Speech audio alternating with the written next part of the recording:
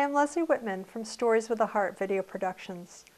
Every life is full of stories. They might be joyful or funny, inspirational, or even powerful stories of overcoming adversity.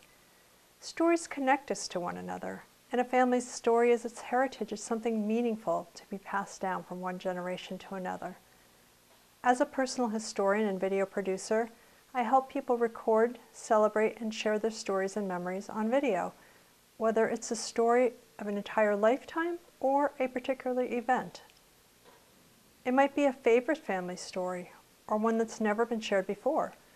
Maybe it's an interview with your grandmother, or perhaps the flavorful memories that come up when talking about food that's an important part of your family or culture. The people I work with love the idea of this type of documentary for their family, but they're often too busy or just don't have the skills to do it themselves, and they realize that time is passing.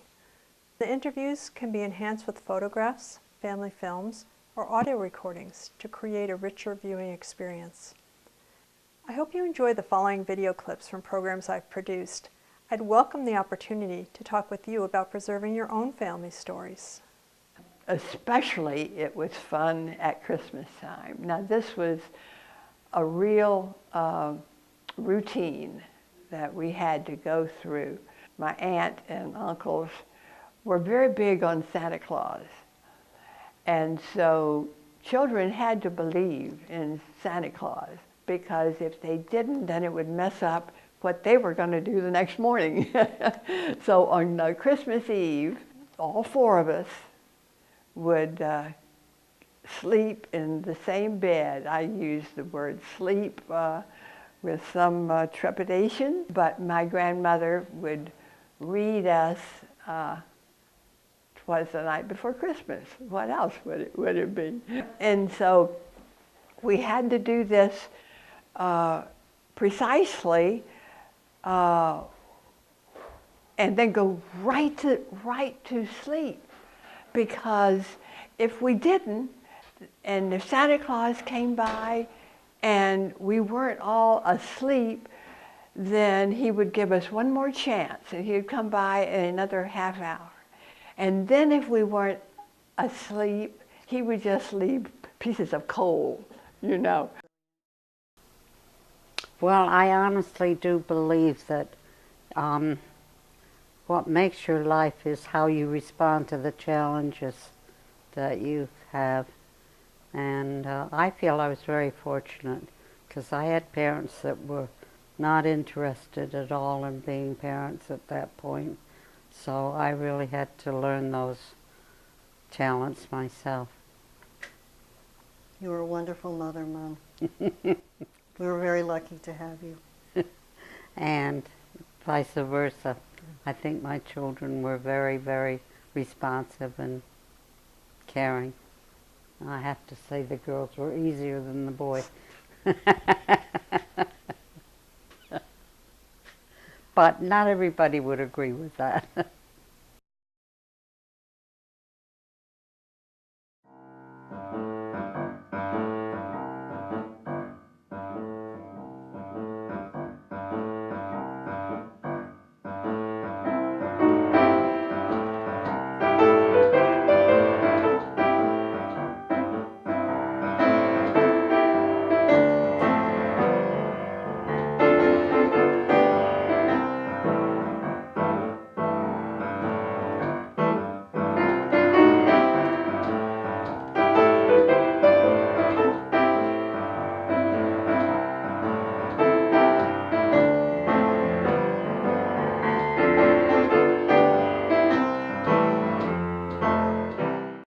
After the armistice, after we went in Paris, there was no food. Our food came from Normandy, but there was no transportation.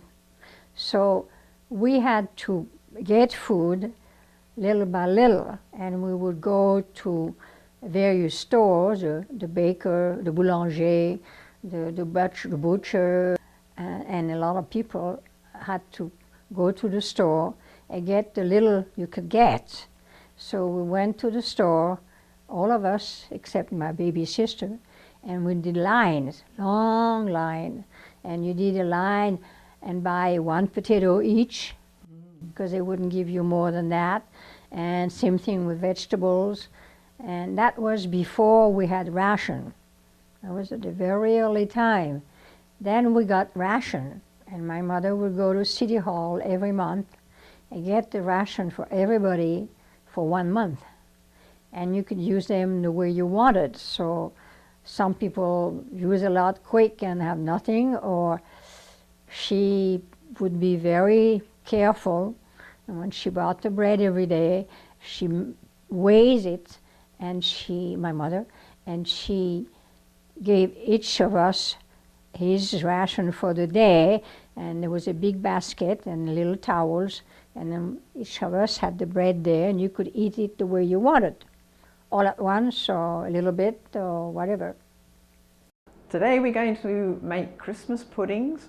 It's still 8 months before Christmas, but as you know, they have to mature and look as black as possible. You spent many days in this kitchen helping me do that, but now you're all scattered. And so I make the Christmas puddings on my own, and you put the wishes in, courtesy of modern technology. I've been making Christmas puddings along with my sister Jean since I was about 10. Let's get started. So here we are, the pot that you will recognize, and the stirrers, and the recipe, which, isn't it tatty? Well, you know, it's been in my recipe book that I've had since I've been first married, 50 years, written out as my mother dictated it to me. Now, not just my mother made these puddings, of course, but your father's mother made puddings, and you've all heard the story about how she would move from house to house and take her Christmas puddings with her. This is a very old way of making desserts. There used to be lots of boiled pudding. Now it is at this point, of course, where one decides, well, it's time to put the wishes in. Of recent years, as I said earlier when we first started, what I do is phone you and ask you to put your wish in. Hello, Adrian. Hello. Hello, Adrian. Adrian, I've got the Christmas pudding mix right here, and I'm going to stir for you. Remember how you've got to put a wish in. It's probably a very awkward time, but it won't take but a second.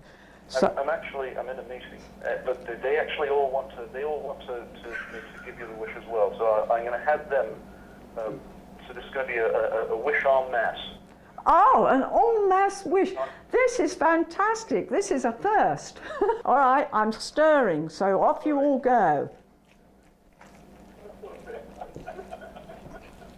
Okay. Okay, it's all done? Yep. All right, okay. Well, thank you, everybody, for your making this an extra strong set of Christmas puddings.